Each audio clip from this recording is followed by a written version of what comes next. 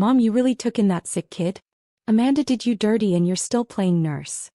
My aunt's voice sliced through the dinner table like a dull knife pretending to be kind. Everyone chuckled, that low, judgmental laugh that hides poison behind pity. I smiled faintly, pouring tea into chipped cups. The china was all that remained from my wedding set. Jason had taken the rest when he left with my sister. The sound of the kettle whistling always reminded me of that day. The steam, the slammed door, the silence that followed. Hi everyone, my name is Caroline, I'm 33 now. 16 years ago, my sister Amanda ran away with my husband Jason and left me her son. A fragile, fevered little boy named Eli. They said he wouldn't make it through winter. I was told not to get attached. But how do you not love what's been left to break in your hands? Some nights I'd sit beside his hospital bed and wonder, is love still love when it's born from betrayal? The doctors whispered, neighbors stared, family disappeared. Every bill had Jason's name on it, every medicine Amanda should have bought. I paid in silence. I cooked, worked double shifts, learned how to inject medicine when nurses stopped coming. My hands shook every time I changed Eli's for, but he'd squeeze my finger and say, Mom, I'm not going anywhere. And somehow he didn't. At tonight's dinner, they all talked about Amanda's new house, Jason's business, their trips to Spain. No one asked about Eli. When I mentioned his art scholarship, my uncle snorted, that boy? Still alive. I set my cup down slowly. The spoon trembled, but my voice didn't. He's more alive than any of you will ever be. The room went quiet. The clock ticked. Amanda's name flickered on my phone screen for the first time in 16 years. A message that read, we're coming home. Thought we'd finally meet the boy. The spoon rolled off the table and hit the floor with a small, metallic sound, the kind that announces an ending before anyone realizes what's begun. The knock came just as the sun slipped behind the hills, that orange hour where the world holds its breath. Eli was sketching by the window, headphones in, lost in music and graphite lines. I didn't tell him they were coming. Some ghosts don't deserve an introduction. When I opened the door, Amanda stood there in designer beige, holding a bottle of wine like an apology she'd never say. Jason lingered behind her, aged but smug, the kind of man who still believed his charm could rewrite history. Caroline, she breathed, fake warmth coating her voice. You look tired. And you look expensive, I replied, stepping aside just enough for them to see the life they abandoned. They glanced around my modest home, walls painted soft blue, mismatched frames filled with Eli's art. Amanda's eyes flicked toward one particular canvas, a little boy beneath a rain cloud reaching toward sunlight. Is that him? She asked. I nodded. Eli. The boy you left. Jason laughed under his breath. We were kids, Carrie. You can't hold on to that forever. Kids. He was 28 when he walked out. Amanda 24. Old enough to pack her suitcase and take my husband but not her own child. Eli turned then, tall, broad-shouldered, eyes sharp like mine but calmer. The illness had left faint scars on his hands, but his gaze was steady, unbroken. Hi, he said simply. You must be my biologicals. Amanda blinked, startled by the word. Jason stepped forward, extending a hand he didn't deserve. Son, Eli didn't take it. You left me to die. So no, you don't get to call me that. Silence stretched between them, heavy as thunder before rain. Amanda tried to laugh it off, clutching Jason's arm. He's dramatic. Eli smiled faintly. You'll see what drama looks like soon. The air in the room shifted. Even the wind outside seemed to pause, waiting for what came next. I set the table with quiet hands. Every plate, every fork felt like a test. Amanda's perfume lingered in the air, too sweet, too strong, masking rot. Jason sat across from Eli, pretending he belonged, his fingers tapping a rhythm of guilt against the table. No one spoke. The clinking of cutlery filled the silence. So, Amanda began, slicing her steak as if the past were just meat to be cut through. We thought we'd finally visit. 16 years is a long time. 17 winters, I corrected softly. 16 summers. One boy you never called about. Jason chuckled dryly. We didn't know if he'd even survive. Eli looked up from his plate, his voice calm but razor-sharp. You mean you hoped I wouldn't? Amanda froze. Her knife slipped. That's not fair. Eli leaned back in his chair, eyes steady. Neither was being left with lungs collapsing, fever burning, and no one showing up except her. He gestured toward me, his voice steady but trembling underneath. She never gave up. You gave up before I even had a chance. Jason shifted uncomfortably. You have no idea what it was like. I know exactly what it was like, Eli interrupted. It was lonely. But it made me stronger. Amanda's lip quivered, not from guilt but embarrassment. You can't keep punishing us forever, Eli. People move on. I finally spoke. Yes, Amanda. People do move on. I just didn't expect you'd move on with my husband. Her face twisted. You still holding a grudge? I smiled faintly. Not a grudge. Just receipts. Eli's phone buzzed. He slid it toward them. On the screen was a paused video, security footage from years ago. Amanda at a hospital signing discharge papers that left his treatment unpaid. Jason's face drained of color. Amanda whispered, "Where did you get that?" Eli's voice was soft, almost poetic. The truth has a way of surviving too. The clock ticked again, louder this time, like it knew what was coming next. Amanda's hand trembled as she set her fork down. Jason leaned forward, his voice low, desperate to reclaim control. You don't understand what we went through, Eli. We were broke, drowning in debt. The hospital bills were impossible. I met his eyes. So you left your son, your responsibility, with me? You vanished, took my savings and bought matching rings. Amanda's jaw tightened. You could have called. Asked for help. I did, I said. Every week for 3 months. Your numbers changed. Your address was fake. You left no trail except the one Eli almost died on. The wine glass in Amanda's hand shattered. Red spilled across the white tablecloth, bleeding like memory. Jason muttered, "We were young." No, Eli interrupted, standing. His voice was no longer that of a boy. It carried the weight of every sleepless night. You were cowards. The silence afterward was alive, thick, electric. Amanda's mascara smudged, but she wasn't crying for me. She was crying because the mirror she'd avoided was finally held up. You don't get to rewrite this, Eli continued. I have every letter from the hospital, every receipt Mom paid. And tomorrow the gallery's unveiling my art collection, Abandonment Stories. You're the stars of the opening piece. Jason's knuckles whitened. You can't expose us like that. Eli smiled, slow, deliberate. Oh, I can. Every painting, every brushstroke, every face will tell what you did. You left me sick and you left her broken. But look at us now, healed without you. Amanda's eyes darted to me. You'd let him humiliate us? I leaned back, calm. No, Amanda. He's not humiliating you. He's reminding you. The house creaked as a storm rolled in outside, thunder echoing like applause. Jason rose abruptly. We're leaving. But before he reached the door, Eli spoke softly. No need. Say, you might want to see what forgiveness actually looks like.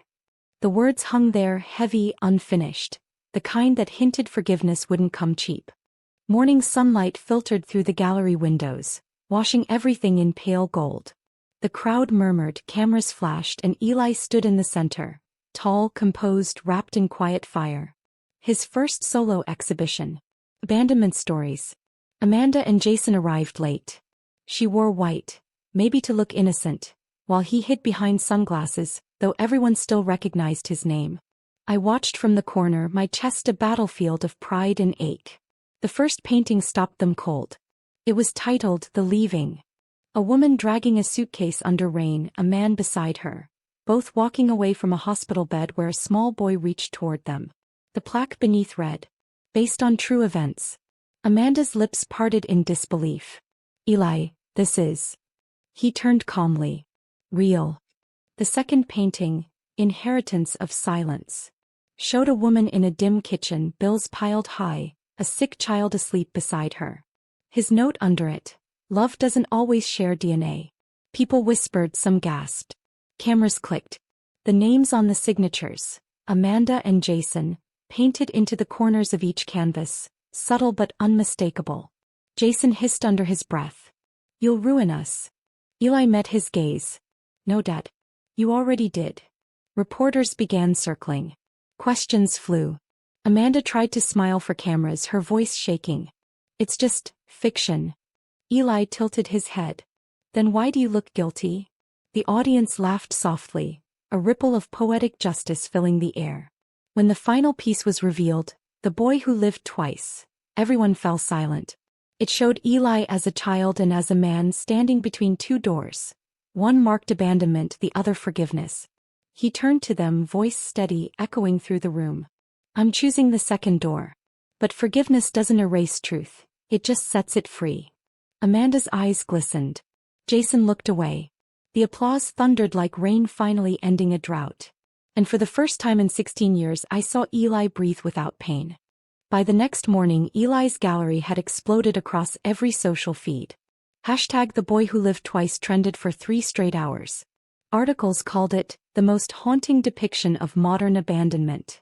Others called it a masterpiece born from betrayal. I watched the interviews play on my phone while washing dishes. Every network wanted Eli. Every word he spoke was calm, measured, unflinching, a mirror held to the world. Amanda called that evening. I let it ring 5 times before answering. Caroline, she whispered. You have to make him stop. Jason's business partners are threatening to pull out. People think we're monsters. I leaned against the counter, looking out the window where Eli's old tricycle rusted beneath the oak. Amanda, people don't think you're monsters because of his art. They think that because you left proof behind. She sniffled, voice trembling. I was young. I made mistakes. I almost believed her, almost, until she said, you don't understand how humiliating this is for us. Not him. Not the boy who survived. Just them. Eli entered the room mid-call, hair still messy from interviews, holding 2 cups of coffee. I didn't have to say who it was. He just smiled sadly and mouthed, let her talk. Amanda kept rambling, words dissolving into excuses. Finally I spoke. You know, Amanda, I used to pray you'd come back. But now I realize you never really left. You just moved into another version of yourself. One that could live without shame. Before she could respond, Eli took the phone, his tone soft but lethal. Aunt Amanda, art doesn't destroy reputations. Actions do. If you want redemption, start by showing up. He ended the call gently, setting the phone down like it was fragile glass. Then he looked at me, eyes steady, voice quiet. Mom, do you think forgiveness can ever feel like justice? I exhaled slowly. Sometimes it's the only kind that doesn't rot you. Outside, rain began to fall again. Soft, rhythmic, cleansing. 3 days later there was another knock on the door. This time it wasn't confident. It was hesitant, like guilt had learned how to knock. When I opened it, Amanda stood there again. No makeup, no perfume, no expensive coat. Just rain in her hair and regret in her eyes. Can I come in? She asked quietly. Eli looked up from the couch but didn't move. He'd painted all morning. A canvas still wet, showing 2 women standing back to back under the same storm. Amanda's eyes landed on it. That's us, isn't it? He nodded once. Almost. She sat down across from me, clutching a folded envelope. Her hands shook. Jason's gone, she said flatly. Left last night. Took what was left in our accounts. He said your revenge circus ruined him. I didn't respond. Sometimes silence says everything words can't. Amanda swallowed hard. But that's not why I'm here. There's something you should know. When I left him, when I left you, he told me Eli wasn't going to survive. He said the doctors had given up and keeping him was cruel. He convinced me walking away was mercy. Eli stood slowly, his voice trembling. And you believed him. Tears finally broke down her face. I wanted to believe him. Because it was easier than believing I was a coward. For the first time she looked at Eli not as a ghost from her past, but as proof that she'd been wrong. I thought you died years ago, she whispered. When I saw you at the gallery. I didn't know how to breathe. Eli crossed his arms, pain and empathy fighting behind his calm face. You didn't lose me, Amanda. You just didn't look back. She nodded, opening the envelope. Inside were photos, hospital records, letters Jason had hidden. Lies, signed with forged dates and falsified reports of Eli's death. The truth sat between us like firelight, burning but strangely beautiful. Outside, thunder rolled again, but it sounded softer this time, like the storm was finally tired too. The morning after Amanda's confession, the house felt lighter, like grief had exhaled. The storm had passed, leaving the world washed clean. I brewed coffee while Eli quietly rearranged his canvases, pausing at the one of the two women in the rain. Amanda sat at the table, eyes red, hands wrapped around a mug she didn't drink from. She looked smaller now, not because of guilt but because the lies that once carried her had finally collapsed. "I don't expect forgiveness," she said softly. "I just wanted you to know the truth before it's too late." Eli set down his brush. "It's never too late to tell the truth. But forgiveness." He looked at me, then back at her. "That's not something you ask for. It's something you earn." She nodded. "Then maybe I'll spend the rest of my life earning it." For the first time I saw something honest in her eyes. Not the actress who ran away but the sister I once shared childhood secrets with. Eli went to his room and returned holding a small wrapped canvas. He handed it to her. "This one's not for the gallery. It's for you." Amanda unwrapped it slowly. The painting showed a woman standing at a doorway, sunlight spilling over her as she reached toward a child holding out his hand. Beneath it, in faint letters, he'd written, "The day they came home." Her lip trembled.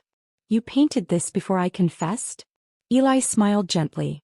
"I started it the day you texted. Somehow I already knew." She broke down, silent tears falling on the frame. I touched her shoulder, not to comfort, but to close a circle that had stayed open too long. "We can't change what was done," I said quietly. "But we can stop carrying it." Eli placed the last painting on the wall, 3 figures in sunlight, shadows fading behind them. He stepped back, looked at both of us and whispered, "Finally, it's finished." And for the first time in 16 years, peace didn't feel borrowed. It felt earned.